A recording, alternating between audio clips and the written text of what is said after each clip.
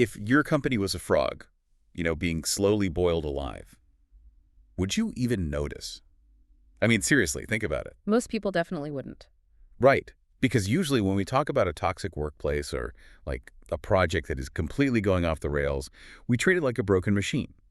A gear snaps, production stops, and management just points at the broken gear and says, there's the problem, replace it. Yeah, you just find the bad employee or the flawed process, swap it out, and hit start again. Exactly.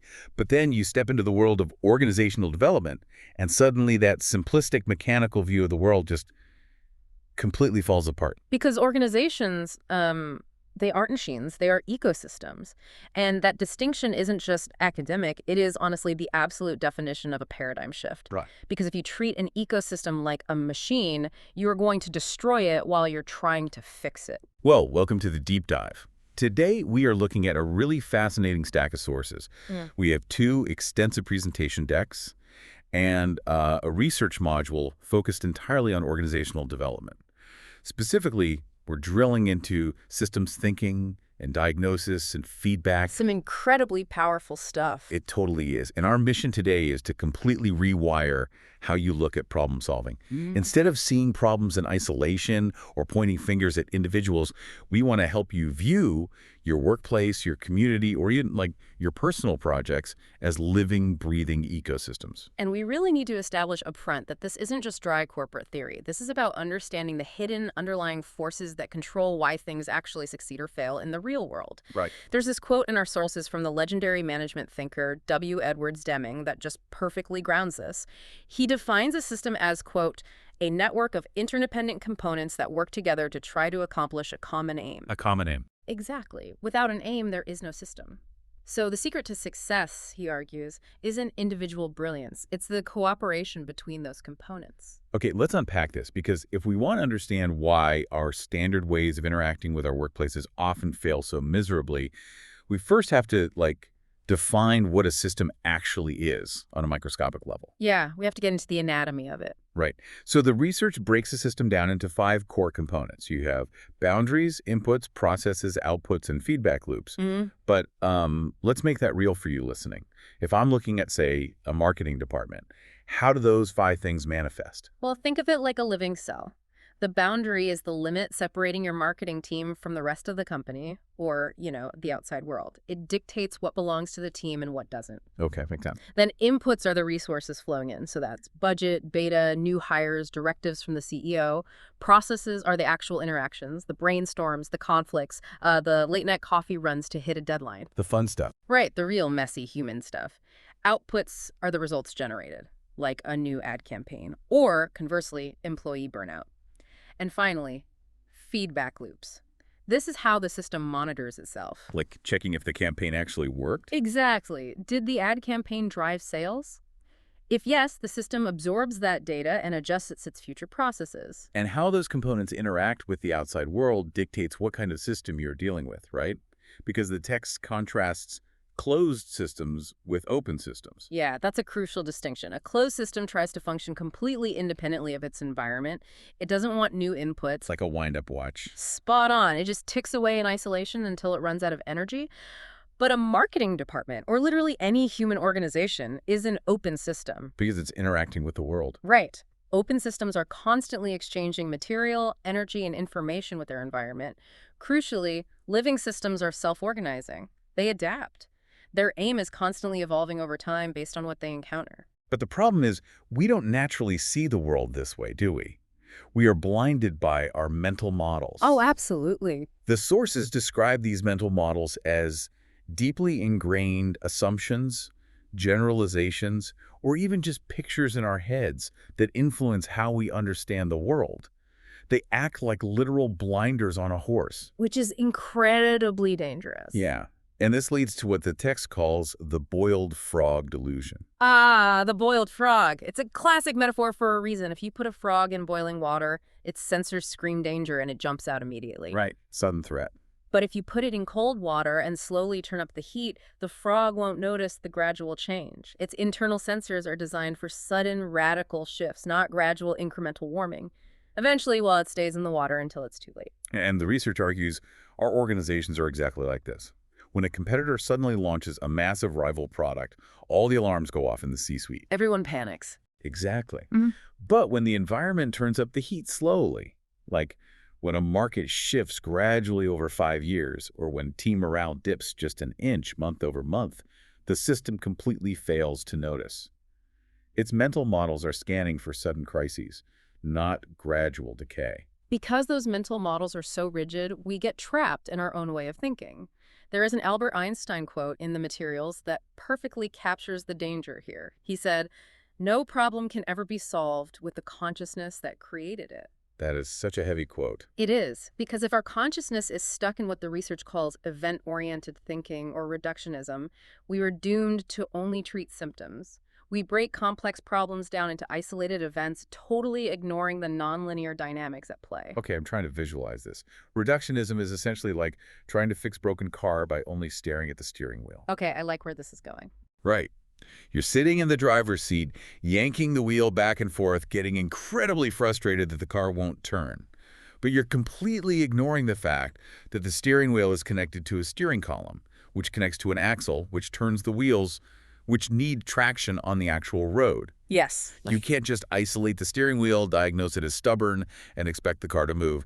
You are completely blind to the axle. That is a brilliant way to frame it. You are treating a symptom, the sniff wheel, and ignoring the entire system. But because our mental models naturally blind us to those deeper connections, they also trick us into drawing completely wrong conclusions from our everyday experiences at work. Which brings up a massive dilemma that the researcher Peter Senge points out in the text, which is the delusion of learning from experience. This part blew my mind a little. Right. Senge says we never actually directly experience the consequences of our most important decisions. What's fascinating here is how deeply this contradicts everything we are taught about learning. I mean, in a simple system, cause and effect are closely linked. I touch a hot stove, my hand burns immediately, I learn. Instant feedback. Exactly. But in complex, open systems, cause and effect are widely separated in time and space. Give me a tangible example of that separation, like in a corporate setting. Okay, let's say an executive implements a strict new cost-cutting policy in January. In the short term, profits look great. The executive gets a massive bonus. Sounds like a win. But that policy quietly gutted the R&D budget. 2 years later, the company has no new products to launch, and sales completely plummet. The executive doesn't connect the plummeting sales in 2026 to their policy in 2024. The feedback loop is just too delayed. Wow. And because of that delay, when things inevitably go wrong, we succumb to the delusion of individual initiative. We blame individuals. We blame bad luck. It's human nature. We say, the system was fine. It was just Bob in accounting who messed up. But the organizational development text insists this is a trap. The system is almost always the problem, not the person. We have to look at the underlying structures that created the conditions for the failure to happen. We have to zoom out. Wait, pause on that for a second, though. I have to play devil's advocate for you listening. Aren't we always told that experience is the best teacher? If I can't trust my own direct experience because the feedback loops are too delayed, how am I supposed to learn anything at all? It's a tough pill to swallow. Like if I'm managing a team and I see an employee consistently making a mistake right in front of me, I can't just ignore that experience, right? A very fair question. But Senge isn't saying you abandon experience. He's saying you have to radically expand it. You stop trusting isolated experience. Okay, so look beyond the moment. Right. If an employee makes a mistake, your isolated experience says, Bob is sloppy. Systems thinking asks, what processes, what lack of resources, or what competing incentives made that mistake the most logical outcome for Bob in that moment? Oh, wow. Because if you fire Bob, but leave the bad incentives in place, the next person you hire is going to make the exact same sloppy mistake. You have to map the whole structure, not just the single event. That makes total sense, but honestly, it sounds incredibly hard to do intuitively. Like, since our natural intuition is so unreliable here, how do we actually pull this off? Fortunately, we aren't totally flying blind. Right. The sources provide a roadmap. They outline 7 intentional practices for building systems thinking into an organization.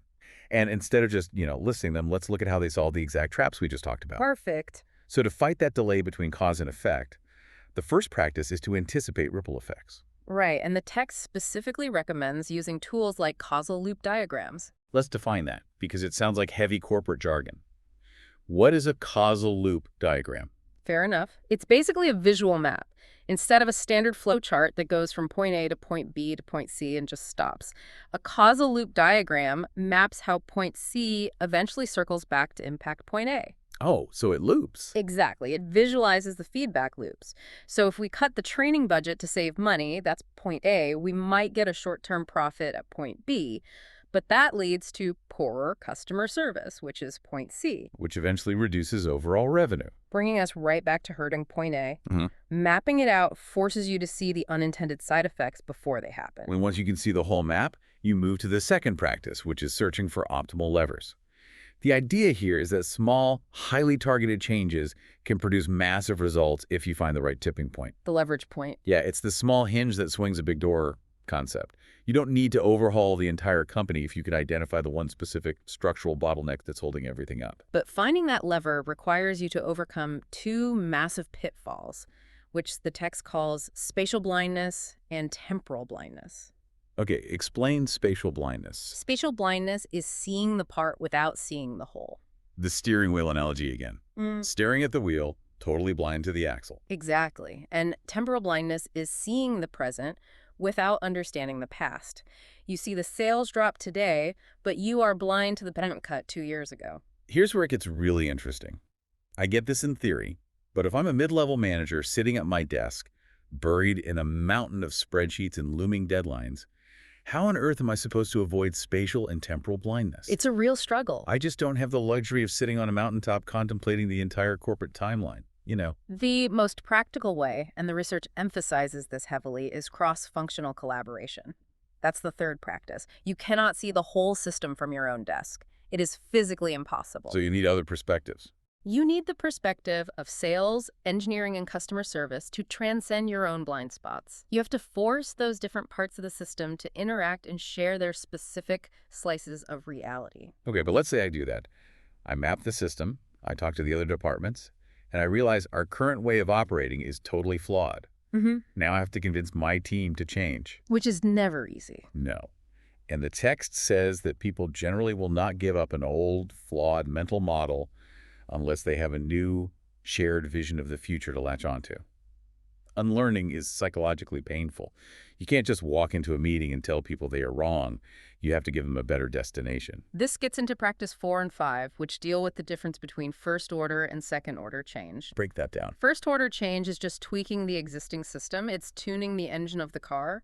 But second-order change, which is what systems thinking usually requires, is deciding to abandon the car entirely and take a train. A complete paradigm shift. Exactly. It requires a complete unlearning of a previous mental model.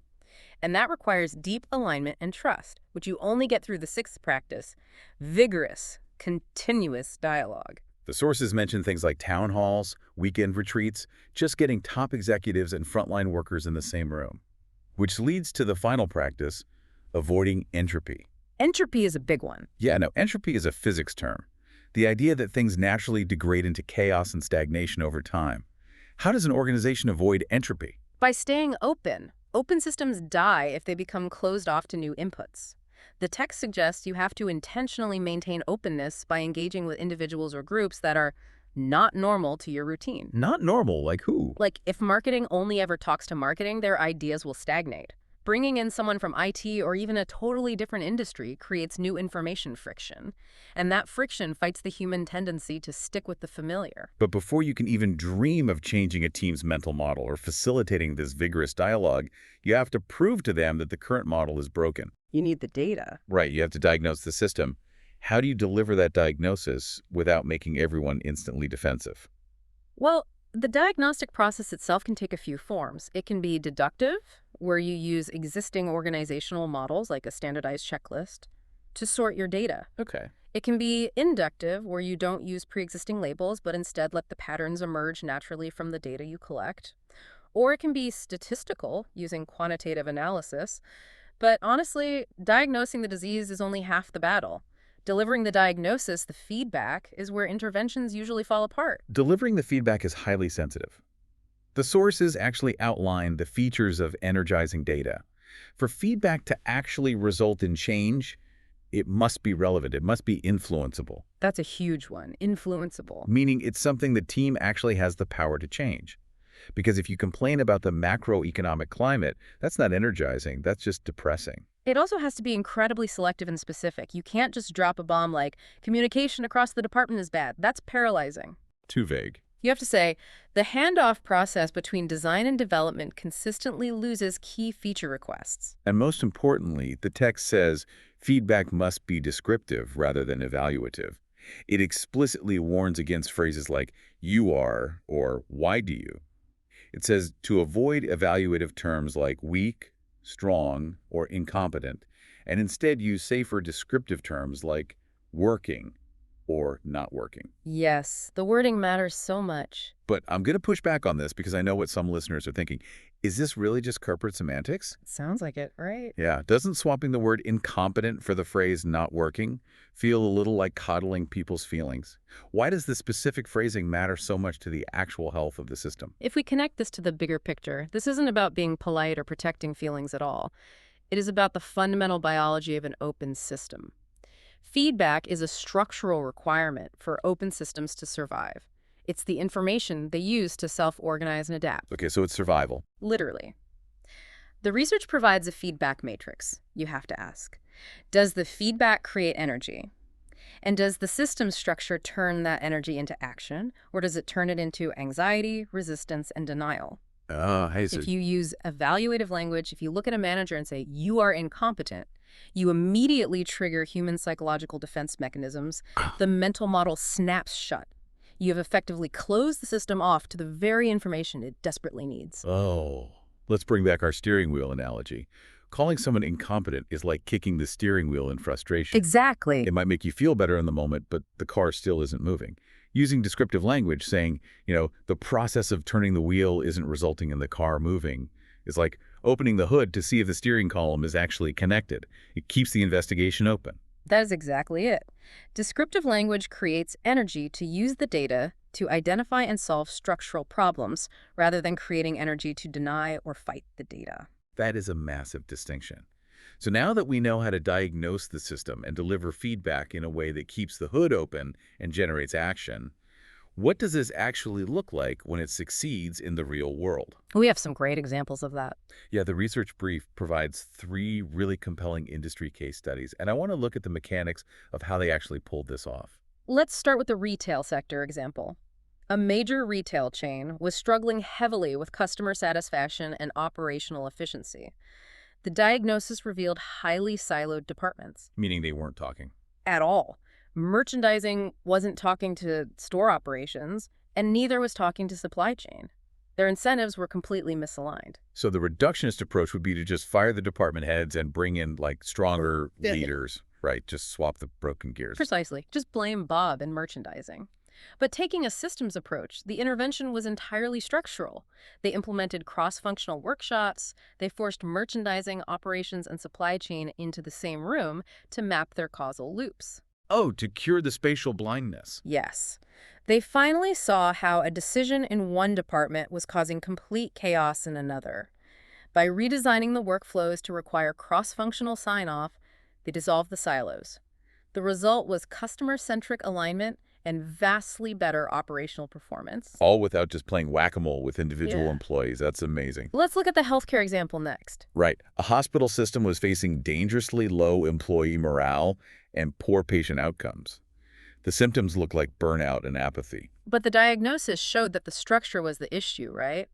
Rigid hierarchies, inefficient communication protocols, and a total lack of empowerment for frontline nurses. Yeah. So again, the intervention wasn't to send out a memo telling nurses to, work harder or care more. That would just be insulting. Totally. Instead, they restructured the work by creating cross-functional care teams. They redesigned the communication protocols so that information flowed horizontally between doctors, nurses, and specialists, rather than strictly top-down. They fixed the feedback loops. Exactly. By fixing those loops, they empowered the staff, which directly led to better employee engagement and significantly improved patient satisfaction. And finally, there was a tech sector transformation. A software company was losing its competitive edge. They were just too slow to market. Like the boiled frog. Exactly like the boiled frog. The diagnosis looked at their strategies and technologies, but importantly, their talent management. The intervention involved restructuring reporting lines to flatten the hierarchy. They adopted agile methodologies. For anyone unfamiliar, agile means moving away from massive, rigid, multi-year plans and instead working in short, iterative bursts. Right, constantly gathering feedback from the user and adjusting course. It is the literal definition of an open, self-organizing system. They paired this with upskilling programs, and the result, a radically more innovative company that could actually respond to the changing landscape instead of acting like a boiled frog. Notice the recurring theme across all three of these wildly different industries. Whether retail, healthcare, or tech, the solution was never to blame the individuals. It never is. The solution was identifying the hidden structures, breaking down silos, and redesigning the flow of information to solve systemic diseases. Which makes me want to ask you, listening to this right now, think about your own workplace, your own team, or even your household. Which of these three scenarios feels most like your current day-to-day? That's a great question to reflect on. Are you dealing with retail-style silos where departments just don't talk? Are you feeling healthcare-style burnout from a rigid hierarchy and bad communication? Or are you facing a tech-style need for agility, but your legacy structures are holding you back? Identifying the pattern is the very first step to changing the system. It really is. We have covered incredible ground today. We learned that organizations are interconnected ecosystems, not independent machines. We explored how the boiled frog delusion and the temporal delay in our own experiences trick us into treating symptoms and blaming individuals instead of structures. We unlearned a lot today. We did. We walked through the intentional practices to fight backmapping ripple effects, avoiding spatial blindness through collaboration, and aligning around a new vision. We learned why delivering descriptive, non-evaluative feedback is a biological necessity to keep the system open to change. And we saw how restructuring those feedback loops transformed real industries. It all comes together perfectly. So what does this all mean? It means that whether you are managing a massive corporate division, leading a small startup team, or just trying to organize a neighborhood project, you are operating within a living, breathing system. You are part of the ecosystem. This raises an important question, building right on Deming's original definition. If an open system is a network of interdependent components, and changing a single component inherently changes the functioning of the entire overall system, Yeah. what is the unseen impact of your specific daily habits on the larger ecosystem of your life and workplace? If you are the component that changes, if you shift your own mental model from pointing fingers to mapping structures, how does the whole machine shift around you? It's a powerful thought to leave on. You are not just a passive gear in a machine. Your actions are the inputs shaping the entire ecosystem. Thank you for joining us on this deep dive. We encourage you to step back today, take your hands off the steering wheel for a second, open the hood, and start spotting the hidden loops and levers in your own world. Catch you next time.